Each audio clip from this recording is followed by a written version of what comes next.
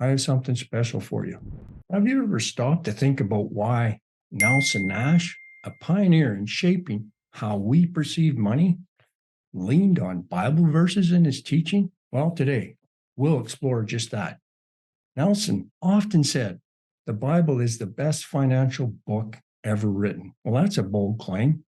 So let's dive deeper. I was fortunate enough to meet Nelson a number of times, first in 2014, and then every year thereafter, right up until his passing in 2019. That man and his book changed my life. In the interest of disclosure, I want you to know that I share the same faith in God that he had. I want to share my thoughts on why he used scriptures to change how we think about money. Now, before we get started, let me set the tone.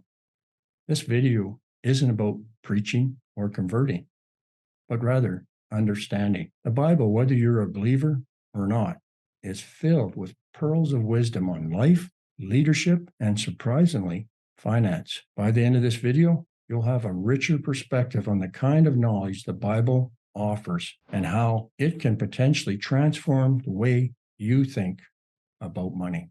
You might be looking for ways to grow wealth, ensure financial independence, and secure a future for your family. And while modern techniques abound, let's take a moment to travel back in time and explore an age-old parable that has profound relevance even today. The parable of the three servants speaks about three individuals entrusted with varying amounts of money. Two of them invest and double their money, but the third, out of fear, buries his money in the ground, yielding no return. Nelson saw this parable as a fundamental lesson in money management. To him, it was never about tangible returns, but the mindset. The two servants who doubled their wealth took proactive measures, showcased ambition, and most importantly, believed in the act of putting money to work. The third, for whatever reason, was paralyzed by fear and chose the path of inaction. How often do we find ourselves in similar situations? Perhaps you've hesitated to put your money to work in a promising venture, or been too cautious to explore non-traditional financial planning due to mistrust or fear of the unknown. I'm going to be the first one to tell you, you always need to be cautious and to take time to understand what you're doing with your money. Nelson, he didn't believe in using risky ways to grow his wealth, and he sure didn't teach that either. But he was very clear on putting your money to work. On page 85 of his book called Becoming Your Own Banker, he describes how hard it is just for families to make ends meet.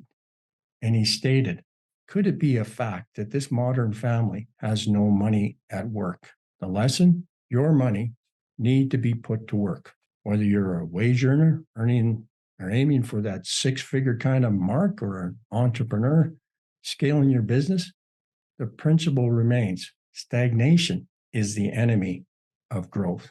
In today's rapidly evolving world, most of our financial planning is often short-term focused. What if we took a leaf out of Nelson's teaching, who believed in a multi-generational vision for wealth and prosperity?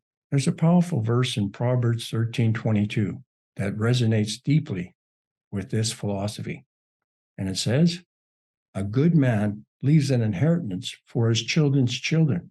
It's not just about creating wealth for the immediate next generation, but ensuring that our legacy benefits even the ones after that. Nelson's background in the forestry industry instilled in him a forward-thinking vision. Just as trees take decades to mature, yielding benefits for years to come, wealth, he believed, should be viewed in a similar long-term lens. In the world of forestry, planning 70 years out is the norm. Why shouldn't the same apply to wealth? But beyond just the tangible assets, there's an even more valuable inheritance, and that is the wealth mentality. It's the mindset, the teaching, the value of stewardship passed from one generation to the next. It's this type of culture that ensures wealth doesn't just end with one generation, but continues to grow and evolve. If you're proactive, ambitious, and looking for beyond the present, this philosophy can resonate with you. It's just not about searching for your immediate future, but laying the foundation for multiple generations. It emphasizes not just the act of wealth creation, but also wealth management and education. Think about it. How often do we sit down and discuss financial wisdom with our kids? How frequently do you teach them about money, savings, or anything financial? It's these discussions, these teaching, that ensure our legacy isn't just monetary, but also educational. The true inheritance, as Nelson believed, was in fostering a culture of stewardship, an environment where wealth is respected, managed wisely, and used to benefit not just oneself, but society at large. It's this multi-generational thinking that ensures sustained prosperity. Nelson's emphasis on Proverbs 13:22 is a call to action, a call to look beyond the immediate, to plan for the distant future, and most importantly, to instill in the next generations the values and the mindsets that ensure the legacy continues. So as you navigate your financial journey, always remember the seeds you plant today could become the forests of tomorrow. Now, if you knew Nelson Nash, you would know that he was a believer in God, and he would have been the first one to tell you that that was his wish for you. But his emphasis on the Bible wasn't just about promoting his faith. It was to demonstrate the timeless wisdom that exists in that book. Whether it's the parable of the talents, emphasizing active investment, or speaking to multi-generational thinking, these lessons transcend time. For someone aiming for financial independence, the Bible's lessons serve as a reminder. Old wisdom can complement new strategies. In a world where financial systems constantly evolve and where you may distrust the traditional systems, perhaps it's these ancient texts that can provide clarity for you. You see, the Bible for Nelson was a reservoir of knowledge. Its teachings, when viewed through a modern lens, hold the potential to change how we think about money, leadership, and growth.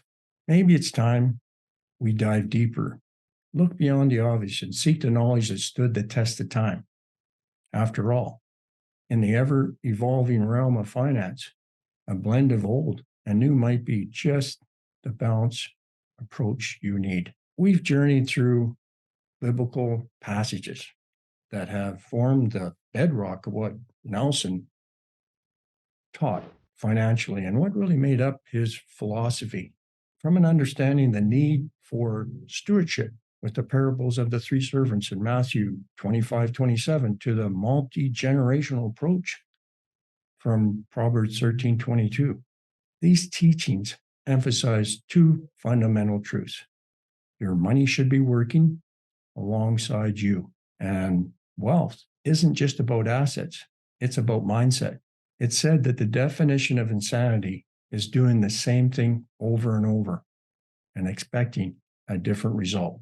If we're going to break that cycle, to truly build a legacy, we must first change our thinking. I urge you to harness these teachings, embrace this wisdom, and embark on a journey of transformation. If you're eager to dive deeper, ready to challenge the norms, and change your financial narrative, I have something special for you. Watch this video here. It's called Everything You've Been Told About Money is Wrong. And then get a copy of the book called Becoming Your Own Banker. This video and that book are not just about knowledge. It's about changing the way you think about money. Remember, change begins with you.